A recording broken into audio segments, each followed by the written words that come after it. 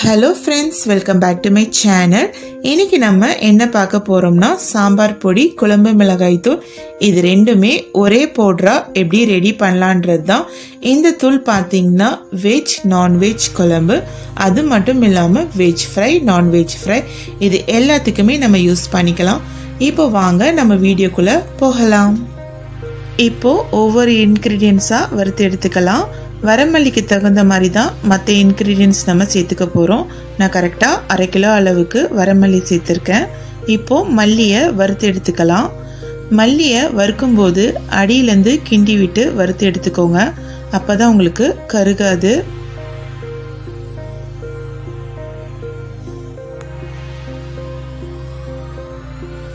மல்லியை வறுத்து எடுத்தாச்சு. அடுத்தது கடலைப்பருப்பு சேர்த்துக்கலாம். 1/2 கிலோ மல்லிக்கு கரெக்டாக 150 கிராம் கடலைப்பருப்பு சேர்த்துக்கோங்க.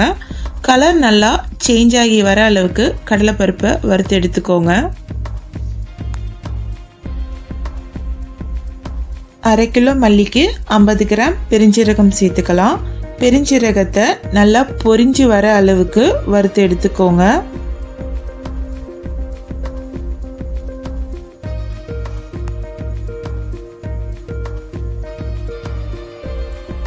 பெருஞ்சீரகம் சேர்த்துக்கிட்ட அதே அளவு தான் ஜீரகமும் சேர்த்துக்க போகிறோம்.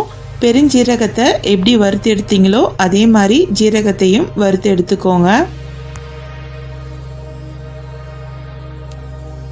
35 கிராம் அளவுக்கு மிளகு சேர்த்துக்கோங்க.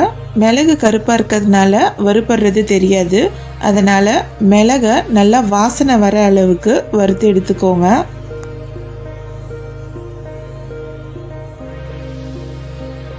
25 கிராம் அளவுக்கு வெந்தயம் சேர்த்துக்கலாம். வெந்தயத்தை பொன்னிறமாக வறுத்து எடுத்துக்கோங்க.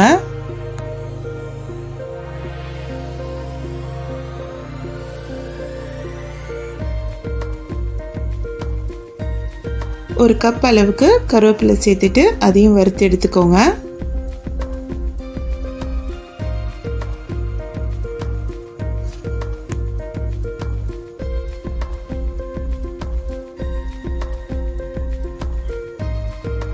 அடுத்தது மிளகாய் பார்த்துடலாம்.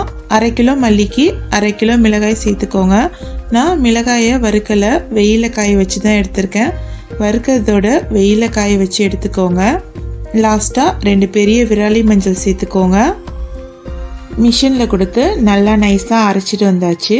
இந்த மிளகாய் தூளை ட்ரை பண்ணி பாருங்கள். மறக்காமல் உங்கள் கமெண்ட் சொல்லுங்கள். See you in next video. Thank you.